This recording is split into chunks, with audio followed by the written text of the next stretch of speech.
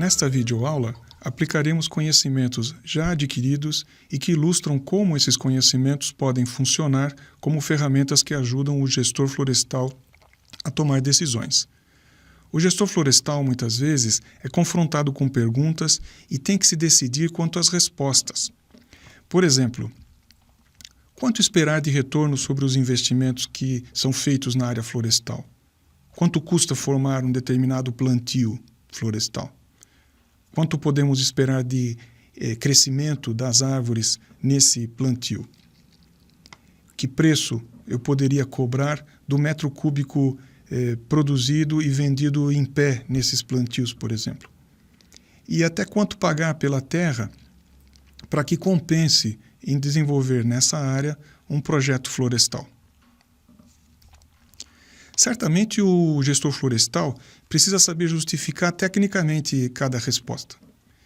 Como que ele chega à conclusão de que, por exemplo, é possível esperar um retorno de 6% ao ano mais correção monetária, de que o custo da implantação no primeiro ano de um determinado plantio é de R$5.000, de que naquela região ou naquela área, aos 6 anos de idade, pode-se esperar 40 a 45 metros cúbicos por hectare ano, de que seria possível vender essa madeira a valores entre R$40 a R$50 o metro cúbico antes da colheita, e de que só compensaria talvez fazer esse projeto se na região em que esse projeto vai ser desenvolvido a terra não custe mais do que R$5.000 por hectare, mas eventualmente considerando outros serviços e benefícios, a gente pudesse pagar valores de até R$9.000 por hectare de terra onde esse projeto é desenvolvido. Bem, ao explicar, o gestor florestal precisa se basear em princípios, em critérios, e justificar essas decisões. Por exemplo, a escolha da idade ótima de corte. Sabemos que existem 2 critérios para a definição dessa rotação ótima. Podemos nos basear num critério volumétrico e num critério econômico. Vamos analisar com mais profundidade o que faz o gestor florestal recomendar que o corte de um plantio florestal, do ponto de vista volumétrico, é ótimo quando a idade desse plantio florestal revela um incremento médio anual máximo. Se precisamos produzir anualmente um volume V, podemos imaginar que esse volume será extraído de uma área perfeitamente ordenada e subdividida em partes iguais. Imaginando que essa área total tem na mesma produtividade, a subdivisão em um número de talhões de área igual permitiria anualmente extrair o mesmo volume desejado. Em cada uma dessas partes, colheremos anualmente o volume V, e para isso precisamos contar com tantas partes quanto sejam os anos da rotação ou o ciclo de exploração. Essa rotação ainda não é conhecida e precisamos defini-la. Uma decisão precisa ser tomada. Digamos que fôssemos escolher ou tivéssemos escolhido uma rotação de 6 anos. Então a área total estaria subdividida em 6 partes e a mais velha, estaria disponível para corte todo ano. E nela estaríamos cortando o volume disponível aos 6 anos de idade. Essa área corresponde a 1/6 da área total, uma vez que definimos que a rotação aqui será de 6 anos. Gerando uma expressão que me permite calcular o volume total produzido, então, o volume esperado por hectare aos 6 anos, volume por hectare, vezes 1/6 da área, tem que ser igual ao volume que estamos desejando produzir. Reescrevendo essa multiplicação, podemos dizer que estamos cortando anualmente o incremento médio anual observado nessa área total. Essa expressão, então, é como se nos dissesse: corte anualmente o que cresce na área total. Caso contrário, se cortássemos mais do que o que cresce, estaríamos exaurindo o nosso recurso. Eu gostaria de enfatizar um detalhe importante dessa forma de representação do volume que se corta anualmente. Essa simples equação nos permite justificar claramente por que, do ponto de vista volumétrico, devemos recomendar sempre a idade que maximiza incremento médio anual. Reparem que, ao reescrever a fórmula isolando a área, fica claro o nosso argumento de que devemos sempre determinar ou recomendar a idade que maximiza incremento médio anual. Para que se produza um volume V constante anualmente, quanto maior for o valor do incremento médio anual, menor será a área total necessária para atendermos a demanda de volume V. Consequentemente, mais racionais estaremos sendo no uso do recurso terra. Maximizar IMA, portanto, implica na produção em menor área possível. Vamos nos aprofundar um pouco mais nas consequências do uso do critério volumétrico para definir idade ótima de colheita.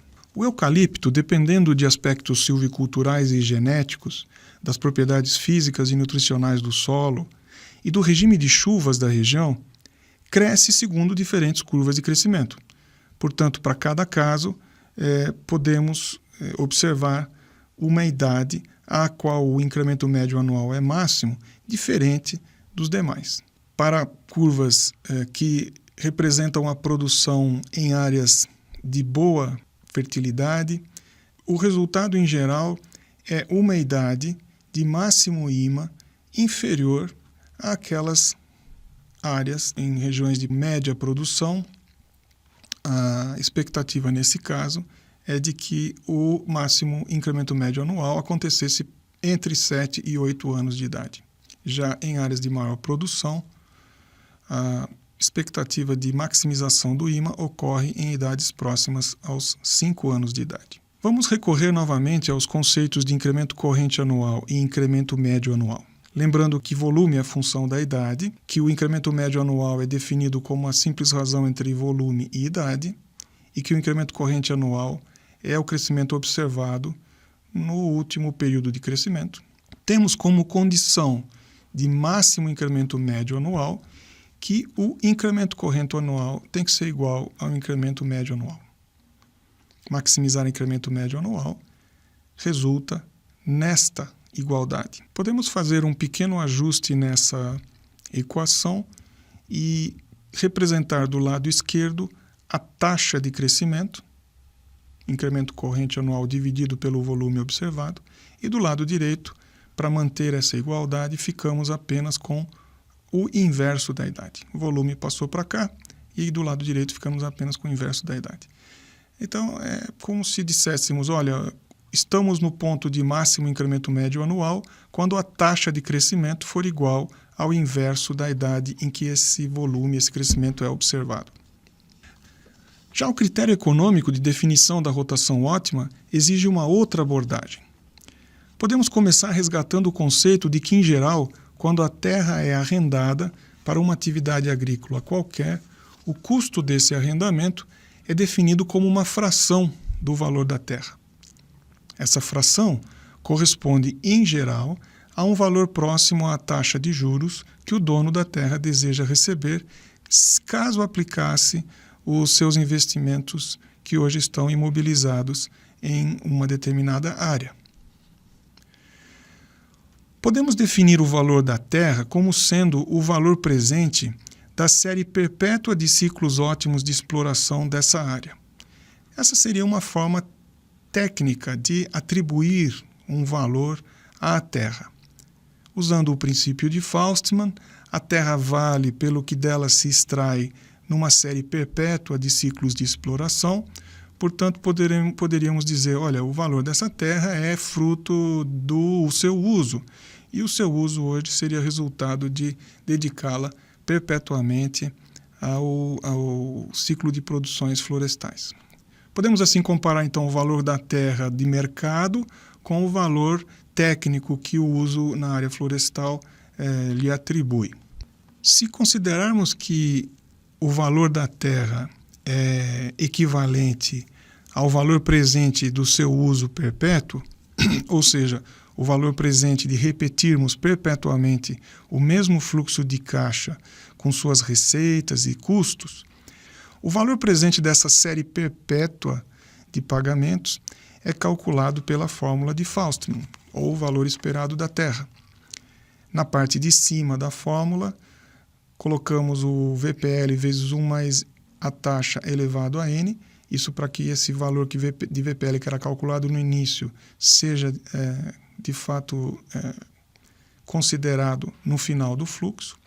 E como este valor agora é obtido em infinitas rotações, o valor presente de todas essas rotações, dessa série infinita de rotações, seria obtido se dividirmos esse valor por 1 mais a taxa de juros elevado a n, ou a própria duração do ciclo florestal, menos 1. Valor presente de uma série perpétua, periódica, de explorações florestais. Essa seria a nossa estratégia para cálculo de um valor técnico da terra. E o produtor rural o que deseja é que desse valor da terra se extraia anualmente um arrendamento que equivale àquilo que ele obteria se investisse o valor no banco ou num sistema financeiro. Bom, esse critério agora econômico de análise nos permite definir também a idade que geraria o melhor resultado. Observa-se aqui que o que queremos então é uma idade ou uma rotação que resulte no maior valor esperado da terra, para que assim eu tenha arrendado essa área ao mais alto valor possível. Procuro então o projeto florestal que, ao ser cortado numa determinada idade, gera o maior VET possível. Podemos ilustrar o uso dessa análise considerando conhecidos alguns valores.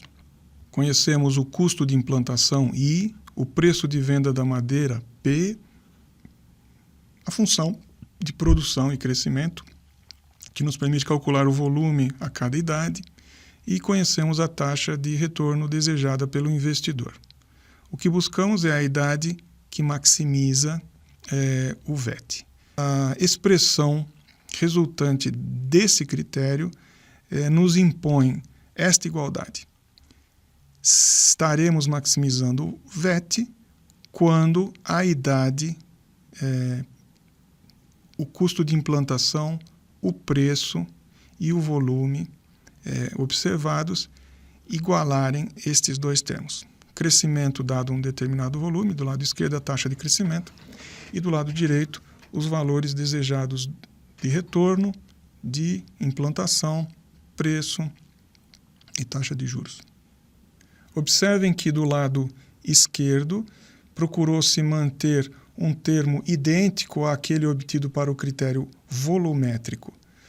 Juntando as duas condições e critérios, o critério econômico e volumétrico, temos uma ferramenta que nos orienta agora quanto às condições que deveriam prevalecer para que ambas as idades ótimas, recomendadas pelo critério volumétrico e econômico, sejam iguais. A pergunta é: será que existe uma idade que atende simultaneamente o critério volumétrico e o critério econômico? A resposta é sim. Existem valores para as nossas variáveis aqui que tornam essa expressão verdadeira, e se a uma determinada idade essa expressão for verdadeira, teremos encontrado a idade que satisfaz simultaneamente o critério volumétrico e o critério econômico. Ou seja, existem valores de custo de implantação, preço de venda da madeira, retorno, taxa de retorno desejado aos investimentos e curvas de crescimento, para os quais é possível definir uma idade que é simultaneamente ótima, tanto do ponto de vista volumétrico como do ponto de vista econômico. A exploração mais detalhada dessas relações também nos permite definir as condições que seriam necessárias para que a rotação economicamente ótima fosse mais longa que a rotação volumetricamente ótima. Será que existe essa situação? A resposta também é sim, mas desde que seja utilizada uma taxa de retorno inferior ou próxima ao inverso da idade para a qual o IMA é máximo. Essa é uma curiosa conclusão, resultado da análise das equações que desenvolvemos antes. Essa demonstração não é feita aqui nessa apresentação, mas a gente já traz o resultado. Lembrando que rotações nos países tropicais são mais curtas. Nós podemos imaginar, por exemplo, florestas sendo cortadas aos 6 anos de idade. E o inverso de 6 resulta num valor de aproximadamente 16,7%, e o que esse resultado nos diz é de que, se nós usarmos taxas de retorno nas nossas análises inferiores a 16,7%, podemos encontrar situações onde a rotação economicamente ótima é mais longa que a rotação volumetricamente ótima. Vamos ilustrar isso com um exemplo. Para uma curva de crescimento conhecida, que em torno dos 6, 7 anos, digamos, produza aí 300 metros cúbicos por hectare. Para uma taxa de juros de 12%, inferior ao inverso da idade que maximiza a IMA, que, reparem, neste caso é de aproximadamente 6 anos. Um custo de implantação de R$5.000 e o preço de venda da madeira de 45. Para este caso, para esses dados, o que fazemos agora num novo gráfico é representar 4 curvas. 2 curvas relativas ao critério econômico. Uma curva do lado esquerdo aqui relacionada com o crescimento da floresta, a curva à direita que envolve os termos relacionados com juros e tempo para o critério econômico, e da mesma forma 2 curvas que para o critério volumétrico do lado esquerdo mostram a taxa de crescimento da floresta e do lado direito uma outra curva representando o inverso de T. Procuramos a idade que torna cada uma das expressões verdadeiras. Portanto, procuramos o ponto em que as 2 curvas se cruzam para o conceito econômico e as 2 curvas se cruzam para o conceito volumétrico. E vemos que, como esperado, neste caso, encontramos uma situação em que o critério volumétrico recomenda uma idade inferior ao critério econômico. É possível, portanto, recomendarmos rotações economicamente viáveis, ótimas e mais longas do que as rotações do critério volumétrico. Com esta última análise, encerramos esta videoaula que procurou demonstrar a necessidade de domínio de certos conceitos para que o gestor florestal possa justificar as suas decisões, justificar as suas escolhas e ter uma boa base que apoia as suas decisões. Façamos agora uma pausa para um teste de assimilação.